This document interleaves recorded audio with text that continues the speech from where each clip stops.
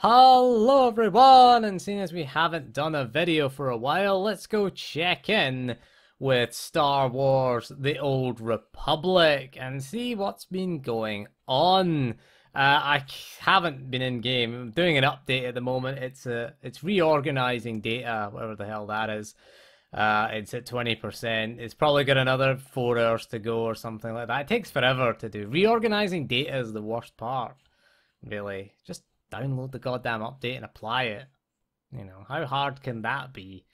Anyway, let's go and see what's been happening. We have the Fall Roadmap 2017, which was it came out on the 2nd of October. It's 10/2/17. It's either it came out on the 10th of February or the 2nd of October.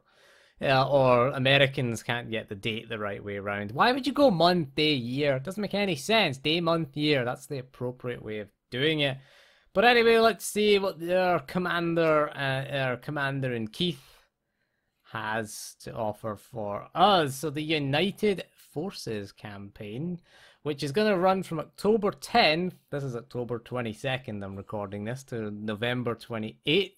They're going to make improvements to the way players come together in multiplayer experience. Server merges! Yes, the dreaded server merges is going to be... well, I haven't read the announcement blog thing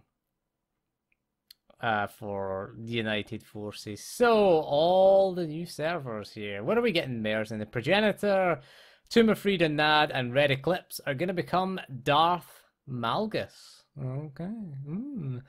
So it's our intent that the process will have very little impact on your account. Since character names must be unique on the server, that's a mistake, really. It should just be name at Red Eclipse, really. That should be it. That's how to do it. Or if someone from Tomb of Frida Nad has the same name as someone on the Red Eclipse, just have name at Red Eclipse. You had that with guild names. I don't see why. Or username, character name at account name. I don't know why they can't just do that, really, because you may need to rename your character as part of the process of uniting the galaxy. We'll communicate as part of the process of the game fucking failing. Oh, swore, ad friendly, fuck it. Ad unfriendly, anyway. I got an email from, what was it called? What are they called again? TGN, I forgot who I was with. Make ad-friendly content, to which I say, fuck that, really. That was my ad-friendly response to that. So, they say they'll communicate a specific set of rules to govern the prospective scenario where two names collide. Again, just having better planning, I think, would be the best way to do it. Is, again, either character name at server name or character name at account name. Okay, do you want the names of every server? I'm sure I'll put it up on screen for you. I'll screenshot it and put a name up for you. So you're getting Starforge. Ooh, Starforge is going to be a name. Sutil Shan is going to be a name. Where's Revan? Where's Revan? Put Revan in. You've got the Leviathan is another one. And Tulak Horde is another one. The Leviathan is French. Tulak Horde is German. Darth Malgus is English. Starforge is North America. It doesn't say which coast, I don't remember. And Sutil Shan again is one of them's going to be west, one of them's going to be east. I'm sure you'll know which server you're on. I don't know which one's what, to be honest, with you, as I never really play on the US server. So it says premium players, subscribers, glad to put that in brackets, will have priority over free-to-play and preferred status players. That makes sense, really. You're paying to play, you should keep your character name. Highly played characters will have priority over characters with less playtime. That's interesting, I guess. To limit the challenge of duplicated names, we will proactively remove names from characters that have not been played within the last 90 days or more, and which are below level 10. We know your character's names are very important to you. Yes, that's why you should have character name at account name or character name at server name. That would make sense.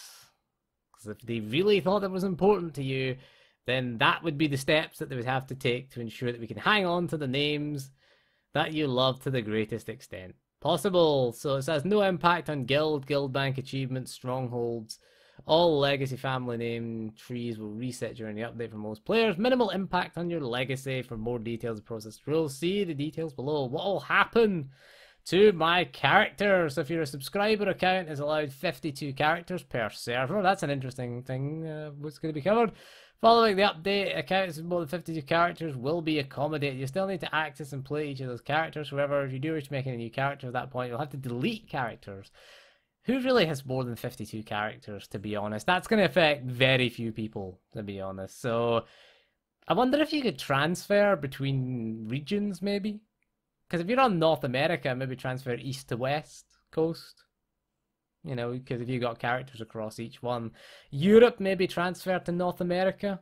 Transfer for Europe, really, would be the east coast you'd want to be on, as you get less lag, obviously, on the east coast, because geographically it's closer to Europe than the west coast, of course. What have we got? Character names. Nothing will happen to your character account.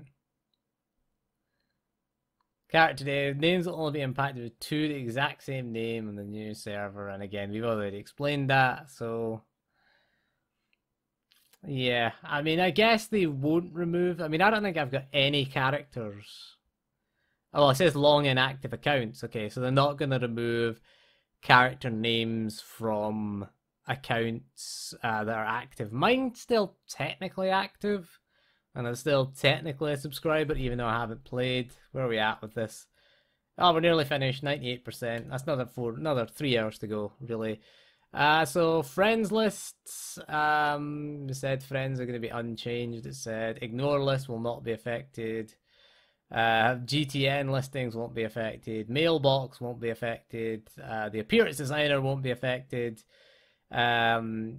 You can still use the character transfers, I guess. Although if you're on sort of progenitor, there's no point transferring to Red Eclipse, I guess now. Legacy name, which isn't unique, so that's fine. Legacy unlocks will be unaffected. Everything else really is unaffected. Strongholds are going up to 10 strongholds you can have now. They are guild names. Guild names are going to be guild name dash server name. Why can't we do that with character name? I don't know why they couldn't do that with that.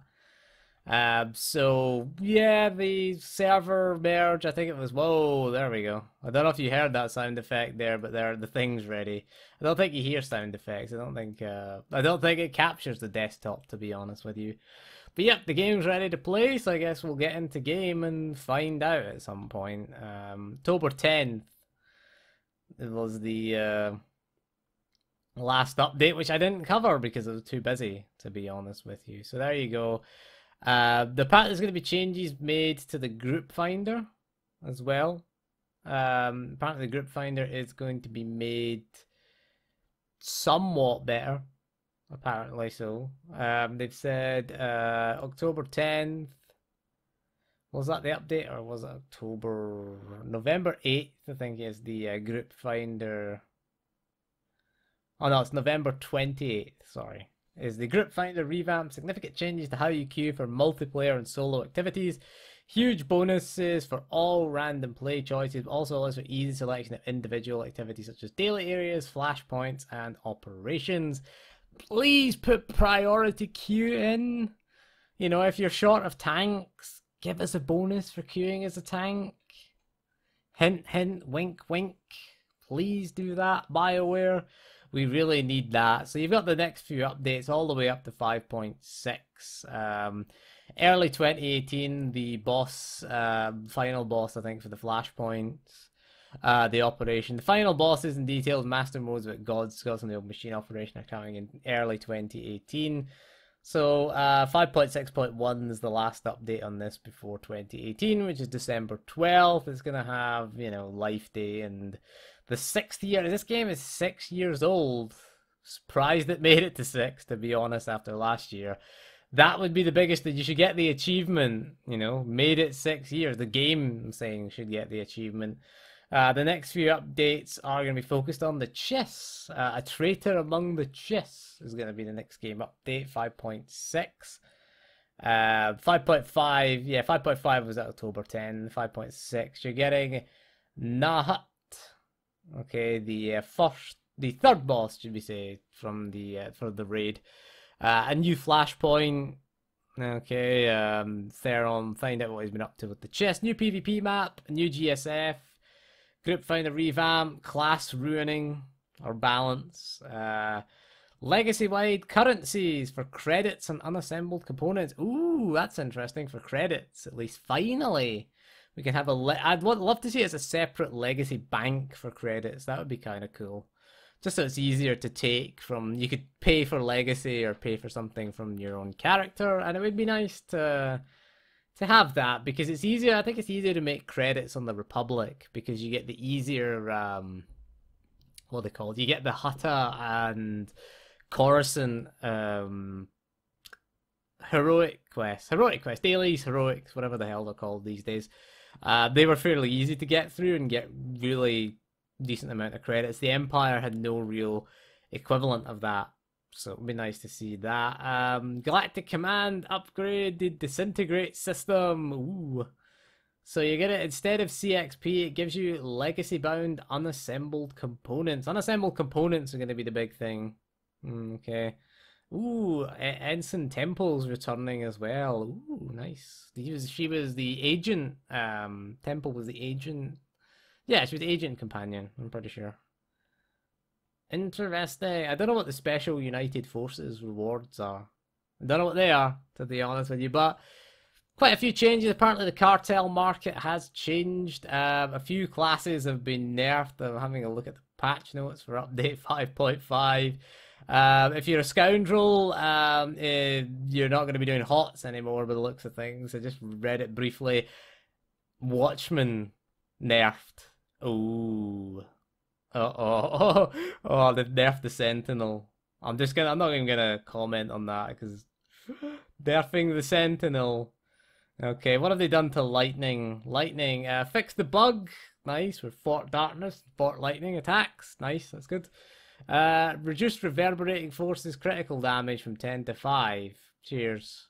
Just make us even worse, thank you. Make a bad class worse. Convulsing currencies give shock a 35% damage increase at the enemies affected by crushing darkness, up from 20. They really are shoehorning that shock into the rotation.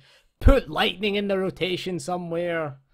Get rid of crushing darkness and replace it with lightning. Have it do similar things, but it's called lightning. I want to use force lightning. You know, it's quite a design oversight because force lightning just sits there and does nothing in lightning spec. I see. It's no longer possible to have the lightning storm proc remain active indefinitely for chain lightning. Interesting there. Could you get it indefinitely? I never knew you could get that. Ooh, deception assassins getting nerfed. Getting nerfed. Reducing the damage done by your ball lightning. Ooh, it's only 5%, mind you. Amped voltage no longer increases the damage of discharge. Ooh, bad.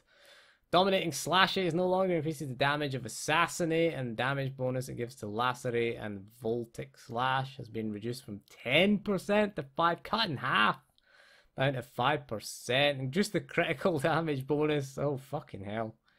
Reduce the low health damage bonus given by Sith Executioner from 5% to 3%. We'll get to the scoundrel ones. The scoundrel ones are interesting. Basically, no HOTS. Our hot-based healer is no more. Really, it is no more. So Colto Pack no longer applies a heal over time, although the initial heal has been increased by 44.5%. Nah. I like the hot-based style. I'll be honest. I liked it. I like the hot. I like the fact you could heal someone and then go and leave them in the raid. You were busy. I mean, it was a busy healer, but you know, you were always healing other people at certain points. You would never be sort of healing the same person. You were never a tank healer anyway. That was the Sage's job, really. Sage or Commando would be the tank healer. You would be healing the group. You'd be topping everybody up and keeping everyone at a reasonable health level so that, you know, the Sages could go in and do the big burst healing. But I guess that's no longer the case. Sly Surrender now changes Colto Pack back to its heal over time version. Alright. So, you'd have the choice to go back to it, I guess. Or you can't. I guess, you know, good thing. The rest of Sly Surrender's effects are unchanged.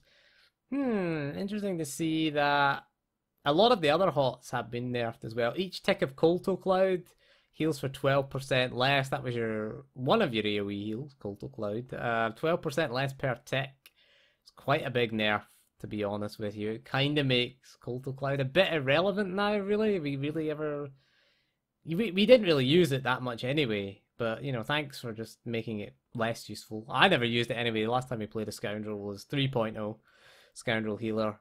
The critical chance bonus given to diagnostic scan by prognosis critical is now 10%. I don't know what it was, to be honest. I haven't played a Scoundrel.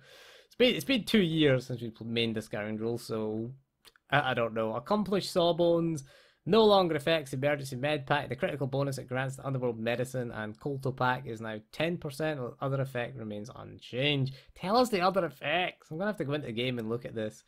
Homegrown Pharmacology no longer increases the healing done by periodic effects. Yeah, you see, periodic effects are gone. You might as well, I'm guessing, haven't looked at any of the metadata, but I'm guessing Sly Surrender changing the Colto Pack back to its heal over time version may not be the most viable way to play it, because everything else here is knocking our heals over time down. So we might just be using Colto Pack, essentially. It means that Diagnostic Scan is... Oh, is it Diagnostic Scan? No, Underworld Medicine, that's it. The one you never press. Underworld Medicine might come back into it, but we never ever cast that. It's one of the things we very rarely casted, Underworld Medicine. Maybe that'll come back into it in this. I don't know. Puissant Policies no longer increases healing done by each tick of Colto Cloud, but increases its duration. Again, no more HOTS. Emergent Emergencies no longer increases the healing done by... Jesus Christ, we're going to struggle by Emergency Med Pack, but its other effects remain unchanged. And the chance of getting Upper Hand is nerfed, so your Emergency Med Pack is going to do less healing, and you're going to have less... We're going to press Underworld Medicine, aren't we? We're going to be pressing that a hell of a lot by the looks of things. Colto Cloud, or is now... Bed Granted is now 10%. I don't know what it was. But Jesus, that seems... We'll need to play it, I think. I'm gonna have to go in and play the Scoundrel to see what it is. Also, the healing is... The Merc's healing is now well done. Healing scan, 6.45% less. Progressive scan, 7% less. Heal over time... God, they really hate HOTS in this game. The heal over time provided by proactive medicine is now 50% less effective. Still does the armor increase, the 10% armor increase though. Healing bonus given to emergency scan and rapid scan is now 3%. I take it that's down. Doesn't say what it was. Again, I don't know. I haven't played the Merc Healer for a while. Again, it's been even more years since we've played a Merc Healer. Healing bonus given to Colto Missile, Colto Pods, and progressive scan by Peacekeeper is now 3%. Don't know what it is. Critical healing bonus given by Warden is now 5%. Bodyguard, the passive skill, increases the healing done by each charge of Colto Shell does by 3%. I think it was 5%, was it not before? I'm pretty sure it was 5%. It might not have been. But there you go. The Power Tech has had an issue corrected with the sound effect for Incendiary Missile wasn't playing. Awesome. That's a big nerf. Big nerf to the Power Techs, but Jesus. Don't like HOTS anymore. HOTS are a thing of the past now in Star Wars The Old Republic. I'm guessing, I don't know, we might take a look at the Scoundrel. Bit busy these days to go and test classes overall, but I guess we'll go in and maybe have a little play around with the Scoundrel. Maybe we'll wait until the group finder update just to see what that's like. But anyway, we've went on a bit. Quite a lot of changes, at least. I didn't expect the to get... I knew there'd be a patch. I think there was 5.5 was coming. I knew that was coming sometime in October, but I didn't really know anything else. Also, Galactic Command is being changed as well. Again, the crate improvement that they're adding another slot in each crate. No matter what tier you're in, grants a small chance, read that as non-existent, to grant a higher tier modern enhancement, a grand chance cube, why we want that, CXP buff or a CXP consumable. The CXP buff, CXP consumable, fair enough, but chance cube, no. The chance to receive a higher tier mod enhancement, don't read too much into that. So for each character that reaches command rank 300, I have none, by the way, will automatically add 25% bonus to your CXP to your entire legacy, a maximum up to 100%. Why wasn't this done at the start of the expansion? You know, it's too late now. The horse, I mean, you say about CXP, the horse you're trying to shut the gate. The horse has left the glue factory. It's not dead, it's died and been turned into glue, and it's now out of the glue factory. It's now Prit Stick now. There's no point in trying to revive that horse, right? Okay, it's long dead now, okay? It says you do need to purchase the initial 25% perk, but the additional 75% will be free. Perk is retroactive as well, so if you've got a bunch of characters at command rank 300, then it should be easier to get the disappointment crates, or the crates of disappointment as I call them. CXP for all areas in the game is into review. Increase it. Okay, that's the review done. Let's increase it massively. A traitor among the chests, they're changing how disintegrate works. They're going to provide you with unassembled components for armor weapons. In addition, you can spend these components, you can send, sorry, these components to any character in your legacy as they're changing the unassembled components to be legacy bound consumables. Okay, so that's useful at least. But yeah, really, Galactic Command, next expansion, get rid of it. To me, all the changes that they're making suggest that they're probably not going to get rid of it. So maybe we'll see it better improve at least in the next expansion. If there is a next expansion. No expansion this year as well. Last few years we've had expansions. That's I think it's a good thing overall, because 5.0 was rushed. 5.0 was definitely the worst expansion in the game so far, really. But anyway, that is all for this video. So thank you for joining me. If you're still playing Star Wars The Old Republic, you know, let me know why you're still playing it in the comments, at least. But anyway, that is all for this video. So thank you for joining me, and we'll see you again soon. Maybe we'll do some more SWTOR videos. I don't know, but we're going to go at least take a look at the Scoundrel. But anyway, that is all, and goodbye.